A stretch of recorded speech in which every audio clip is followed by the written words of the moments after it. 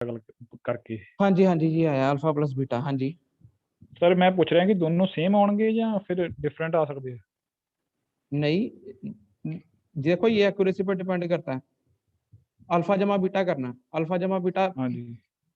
ये आप देखो, सबसे पहले हमने फेस राइट से करा, फेस लेफ्ट से करा, ज्यादातर केस में सेम ही आएगा, क्योंकि देखो हाँ ये, जी। मेरी बात सुनो, जैसे ये सी और डी है, इसका जब हम हाँ मीन जी। हाँ करें, जी। जब ये सी और डी का, इसका क्या, इन्होंने जब इसका माइनस करके करा, मीन एंगल करा, इसके ऊपर करा इन्होंने, हाँ ये इसके ऊपर, इन दोनों का मीन करा, ये आ गया, हाँ जी। है ना, इन दोनों का मीन करा, ये आ गया, हाँ जी।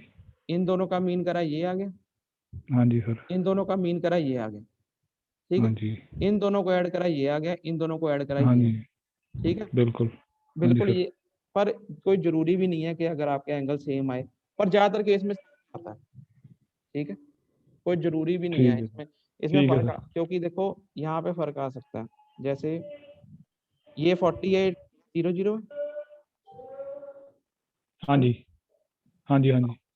जब देखो इस, जब इनका मीन करोगे तो ये मीन 50 आ गया, हाँ है ना, जी। तो यहाँ पे 10 हाँ आ जी। गया, कोई हाँ जरूरी जी। नहीं, कोई जरूरी नहीं है कि यहाँ पर भी 50 ही आएगा, ठीक है ना। ठीक है सर। तो सर यानी कि कितना क परमिसिबल होएगा, यानी कि ਉਹ ਜੇਕਰ डिफरेंस भी आवे, कोई लिमिट होंदी है या फिर जितना मर्जी आ जाए कोई चक्कर नहीं?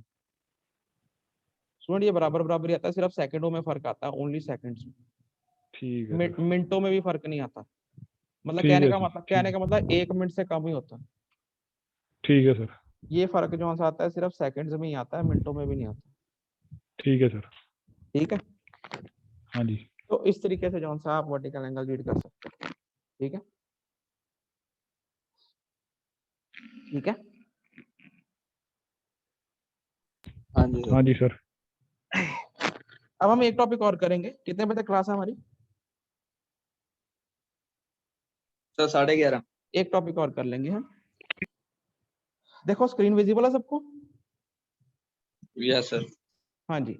सबसे पहले अब देखो नेक्स्ट टॉपिक क्या है, ये आपकी बुक में टॉपिक है, अगर हमने किसी ऑब्जेक्ट की हाइट फाइंड करनी है उसका वर्टिकल एंगल यूज करते हुए, कोई हमारे पास ऑब्जेक्ट है, कोई भी ऑब्जेक्ट है, अगर हमने उसकी हाइट फाइंड करनी है, कैसे फाइंड करनी है? With the help of its vertical angle, जो कि वो बना रहा है थर्ड के साथ, तो हम उस वर्टिकल एंगल की मदद से हम उस ऑब्जेक्ट की हाइट फाइंड कर सकते हैं। क्लियर है? कैसे करेंगे? देखो बेसिकली इसमें होता क्या है, बेसिकली ट्रिग्नोमेट्री है, बेसिक ट्रिग्नोमेट्री ही है, हम एंगल पर मेजर कर लेते हैं, ट्रिग्नोमेट्री लगाते हैं ट्राइंगल के बीच में और उसकी ऑब्जेक्ट की हाइट मेजर कर लेते हैं, हाइट पता कर लेते हैं, ठीक है, बेसिक यही है इसके अंदर। पर कैसे करेंगे देखो, अब ध्यान से देखो, सपोज करो, देखो ये क्या है, to find the height of the object by theodolite using vertical angle.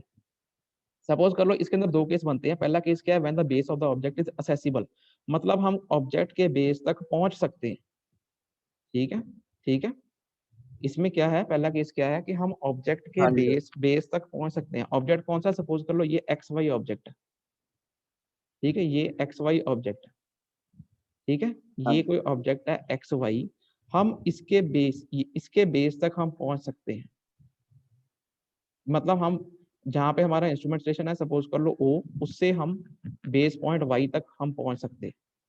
Clear? Major कर सकते हैं, लीनियर डिस्टेंस मेजर कर सकते हैं, ठीक है, ठीक हाँ है। जी।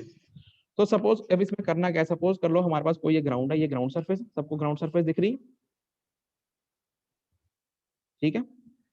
हाँ जी। अब इसके अंदर क्या है, इसके अंदर क्या है, ये एक एक्स वाई ऑब्जेक्ट है, इस एक्स वाई ऑब्जेक्ट की हमने हाइट पता करनी है, टोटल एच पता करनी है। ठीक है सर। अब हमने क्या करना है, हम करेंगे क्या, हम क्या करेंगे, इसके कुछ इस डिस्टेंस पे जितने की जो कि मेजर हो सकता है, डी डिस्टेंस पे अपना थ्रेडलेट सेट कर लेंगे, ओ पॉइंट के ऊपर उसकी लेवलिंग सेंटरिंग फोकसिंग सारी कर लेंगे, ठीक है, ठीक है। हाँ जी। उसके बाद हम क्या करेंगे, उसका जो टेलीस्कोप है उसका जो है एंगल उसको 0 0 करेंगे, वर्टिकल सर्कल के ऊपर वर्नियर सी और डी 0 0 होना चाहिए, लाइन ऑफ साइट ये बन जाएगी, लाइन ऑफ साइट ये बन जाएगी, लाइन ऑफ साइट। हाँ जी। हाँ जी। फिर हम क्या करेंगे, हमारी ट्रू हाँ हाइट जी। हो गया, हम डिस्टेंस मेजर कर लेंगे ओ से लेकर वाई तक का, बेस तक का, जो ऑब्जेक्ट है उसके बेस तक का डिस्टेंस, जहां पे हमने थर्ड लगाया वहां तक का हम डिस्टेंस, हॉरिजॉन्टल डिस्टेंस मेजर कर लेंगे, ठीक है, डी मेजर कर लेंगे। ठीक है सर। उसके बाद हम क्या करेंगे, जब हमारा टेलीस्कोप जो सा है वो ट्रू हॉरिजॉन्टल है, तो हम top of the object x है, तो हम हाँ जी vertical angle of the top of the object measure कर लेंगे जो कि अल्फा है। क्लियर? एंगल ऑफ हाँ जी एलिवेशन, एंगल ऑफ एलिवेशन। फिर हम क्या करेंगे, ये जो सा डिप्रेशन का एंगल है जो कि उसका बॉटम बना रहा है, बीटा मेजर कर लेंगे। हाँ जी हाँ जी अब हमारे पास अल्फा ही पता लग गया, बीटा ही पता लग गया। अब ध्यान से देखो इसके अंदर, ये जो ट्रायंगल बन रही है, ये ट्रायंगल, ये वाली ट्रायंगल,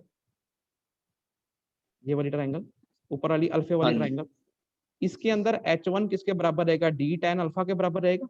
ये डिस्टेंस, ये डिस्टेंस, सिर्फ इतना डिस्टेंस H1, ये डिस्टेंस किसके बराबर रहेगा, d multiply by tan alpha के बराबर रहेगा,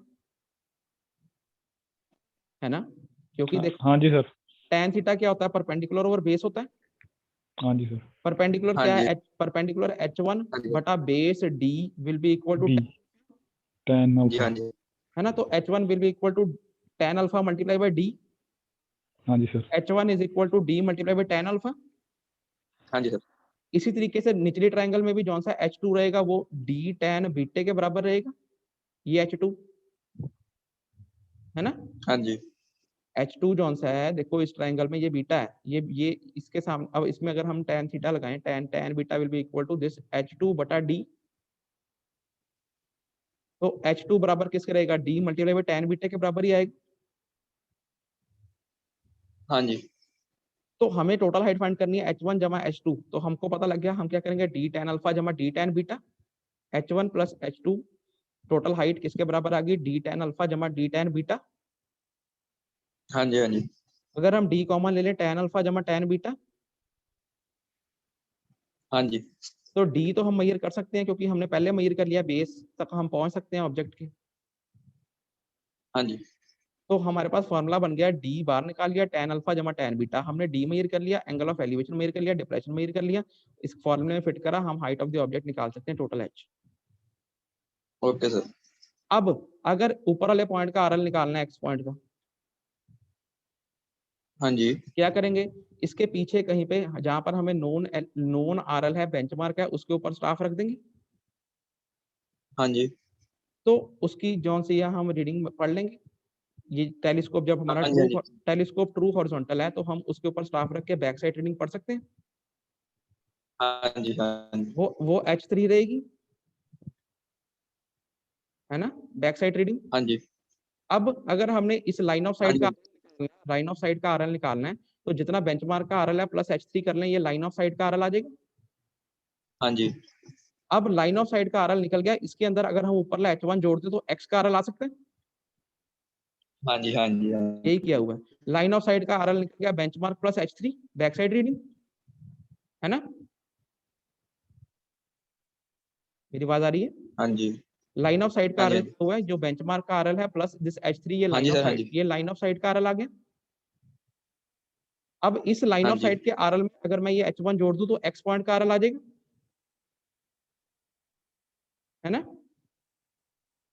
हाँ जी हाँ जी तो RL of x will be equal to, जो लाइन ऑफ साइड का RL था हाँ जो जी कि हाँ जी निकला था back side reading plus H3 जमा H1, ये आपका x पॉइंट का RL भी निकल सकता है, टोटल हाइट भी निकल सकती है और x पॉइंट का RL भी निकल सकता है।